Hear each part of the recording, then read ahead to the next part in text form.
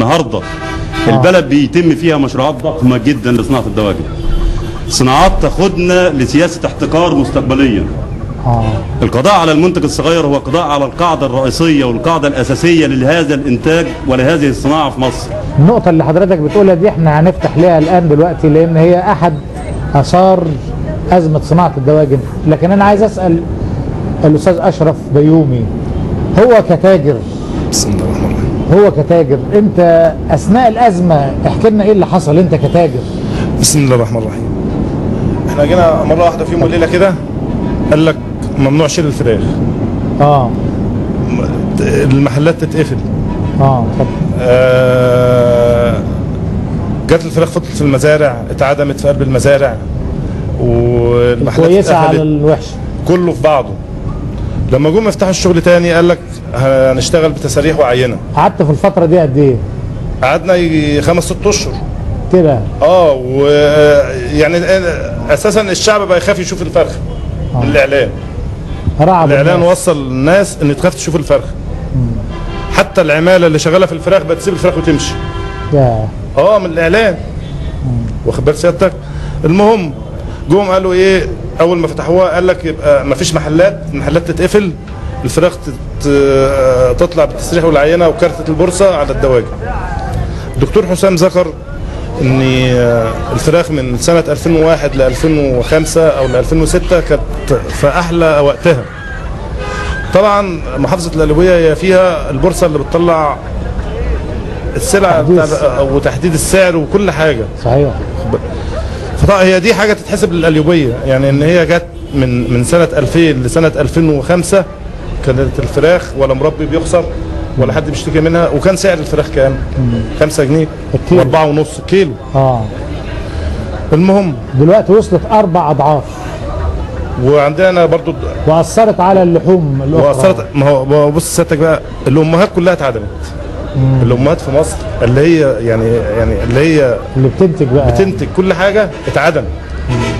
تيجي دلوقتي سيادتك يقول لك ايه انت تودي مجزر، احنا ممنوع المحلات. واخد بالك؟ اي محل مفتوح يروحوا بتوع الوحده البيطريه يقفلوه. كان في بياعين كثيرين كله بقى ده قعدوه عشان نودي المجازر، عشان صحابات المجازر يعملوا معانا ايه؟ من غير فلوس ياخدوا الفراخ مننا. فلوسك بعد 3 اشهر يضيف لك نص جنيه على الكيلو. يعني اشتغل بفلوس التاجر. شوف بقى كام تاجر في مصر وكام تاجر دول شغالين، كام عامل معاهم وكام بيت مفتوحين وكام ست. يعني عربيه ساعات بتجيب 100 قفص، في ست بتاخد قفص بتصرف على العيله منه. واخد بالك؟ ديك لو اتمسكت ياخدوا منها القفص يعدموه. فراخ سليمه وجايه تسرح وعينه ويتاخد القفص وتحط في شوال واعدام. مفيش تعويضات؟ لا تعويضات فين؟ ده القفص بيتاخد منك ما بيرجعش راخر. انا كانت ليا قصه مع المهندس رجب الخولي في مساله التعويضات، لانه الحقيقه مجموعه قريه ميت العطار باعتبارها ايه اكبر قريه في دايرتي بتحتضن بردك جزء كبير من صناعه الدواجن. وكان المهندس رجب الخولي انا فاكر هو والاستاذ حمدي الحسيني واخرين والاستاذ شحته، ذهبت بيهم لوزير الزراعه وقابلنا وزير الزراعه ورحنا لرئيس بنك التنميه والائتمان الزراعي من اجل التعويضات، وكان على يدي تم صرف مبالغ رمزيه. موضوع التعويضات دي كيف عالجته الحكومه مع المنتجين؟ بسم الله الرحمن الرحيم. حضرتك بتطلب مني ان انا اتكلم عن التعويضات، انا عندي الاهم من التعويضات. يعني كملمح بس عن التعويضات. لا التعويضات دي انا ده مبلغ هينصرف. خدت تعويضات؟ يعني خدت تعويضات؟ ما خدتش ليه؟ انا اعدمت يوم 1/4. والدكتور محمد عماد من ضمن الناس اللي اعدموا لي. كواحد في اللجنه. قال لك الفلوس خلصت لحد يوم 31/3. الدكتور محمد جودة. الدكتور محمد جودة. يعني الفلوس الاعانات اللي جات لنا والفلوس اللي عملتها الحكومه تعويضات الفراخ جات لحد يوم 31/3 وخلصت كلها. انا فاكر خصصوا 20 كل اللي قعد بعد 1/4 بعد 31/3 ما صرفش. بس للاسف بقى اللي له طريق لوزير الزراعه او اي مسؤول في بنك التنميه بيصرف التعويضات بتاعته. انا واحد من الناس لحد دلوقتي ما صرفش التعويضات بتاعتي، مع ان انا عدمت يوم 1/4 سنه 2006. ايه اهم ملاحظاتك على الازمه دي؟ ملاحظاتي بقى الازمه مش ازمه مرض، الازمه ازمه حكومه ومعالجه الحكومه للمرض نفسه.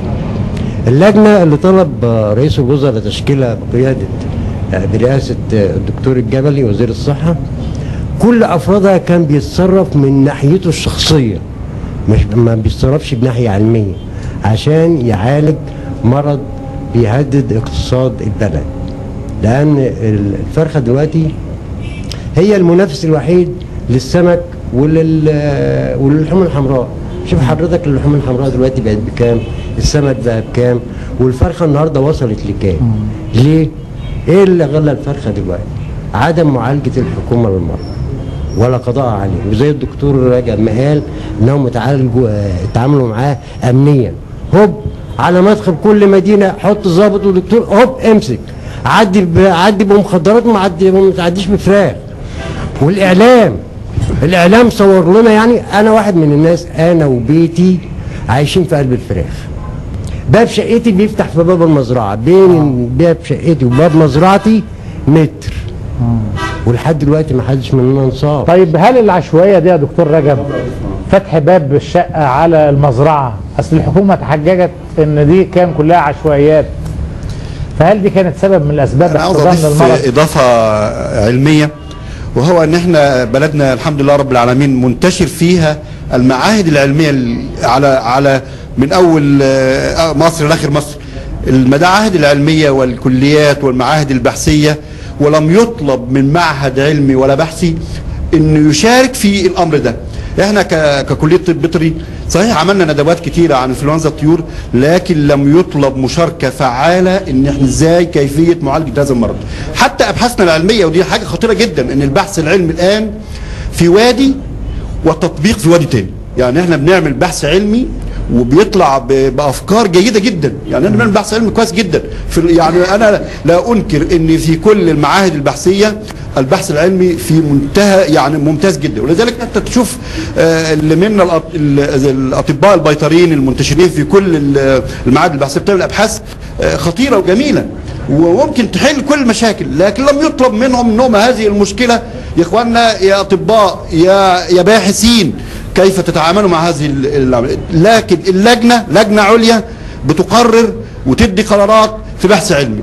الحاجة الثانية، الأطباء البيطريين الموجودين اللي بيتخرجوا كل يوم هنا، ده بالعكس، ده كل دول العالم بتقول إن الثروة البشرية هي أهم ثروة، وهي اللي يعني صين مليار ومنتشر في كل الدنيا. مصر فيها ثروة بشرية لابد ان هذه الثروه ان احنا نحترمها ونتعامل معاها وتفيدنا. لن يستفيدوا من الاطباء البيطريين. يعني انا عايز اسال سؤال يوميا اطباء بيطريين بيتخرجوا وانا اطباء البيطريين انا ما بستفدش منهم لذا لابد ان اكلف الاطباء البيطريين لمعالجه هذا الامر. انا على عندنا الوزاره قالت ما فيش حد يتعين من الاطباء البيطريين اللي يجيب جيد، وما دون الجيد قاعدين بيدوروا على اي عمل. ولا جيد دلوقتي ولا غير جيد. ولا جيد ولا جيد ولا غير جيد. يعني ما استفادوش. لابد انا بطالب المسؤولين وعلى راسهم رئيس الدوله ان يصدر قرار بتكليف الاطباء البيطريين لحمايه هذه الثروه. طب انا هستاذن حضرتك بقى، واحد بسيط زي الحاج صلاح الخطيب، انا عايزه يحكي لي المأساة هو كمواطن بيشتري. انت كنت بتشتري الفرخه ازاي ودلوقتي بقت عامل ازاي؟ والله الفرخه كنا بنشتريها بكيلو ب6 جنيه، دلوقتي الكيلو وصل 20 جنيه. راجل واحد زي حالاتي طلع على المعاش، كل اللي بياخده من المعاش بتاعه حوالي 700 جنيه. 700 جنيه عنده 6 اولاد. النهارده اما اجيب 2 كيلو فراخ لاولادي وصلوا 40 جنيه، اجيب كم مره في الشهر اكلهم فراخ؟ فدي صعبه على الحياه المعيشيه، وهذا الموضوع فشلت فيه الحكومة فشلا ذريعا لأسباب. يعني الفرخة دلوقتي بقت أكل الأغنياء؟ لا ده ولا ده مجنونة. الفراخ النهاردة اتجننت. بقت عامله زي الطماطم، اسمها بقت الفراخ المجنونه. امال ايه اللحوم بقى والبروتين اللي بناخدوه؟ الفول مثلا؟ الفول مفيش الا غير الفول، هي وجبه الفقير، الفول هي وجبه الفقير والله. انما النهارده احنا الحكومه والله فشلت فشلا ذريعا في هذا الموضوع. الاستاذ شحته محمود، تقدر تقول لي معاناه الشعب عامل ازاي في القريه وفي المدينه؟ بالنسبه لي انا احدى المربيين بقريه ميت العطار مركز بنها القليوبيه. بالنسبه لعمليه ازمه انفلونزا الطيور، ازمه انفلونزا الطيور مش موجوده في مصر من 88 زي ما الدكتور محمد عماد قال، لا ده هي من قبل 88، واللي هي كان بيطلق عليها زمان ايام جدي وجدتك الشوطه اللي كانت بتيجي للفراخ او التوشة. فالدوله بتاعتنا لما جت تتعامل مع ازمه انفلونزا الطيور اتعاملت معاها خطا. اتعاملت معاها خطا ازاي؟ احنا عندنا مثلا قريه زي قريه ميت العطار ما فيهاش بقره انصابت بانفلونزا الطيور، فابتدوا يحاربونا فيه. ايوه، فابتدوا يحاربونا في الحكايه دي، وابتدوا يخلونا نعدم الفراخ، مش قادرين نصرف في الفراخ. الناس عامله ايه؟ احكي لنا الناس. الفراخ عندنا والدواجن والبط كله ما بقيناش عارفين نصرفه، بقينا نسيبه في المزارع يموت لوحده. والوضع دلوقتي كارثه. كارثه. طبعا علينا ديون كلنا. ومديونين طبعا، ومش عارفين نسدد قروض البنوك ونسدد اصحاب الشركات الاعلاف والكلام ده كله.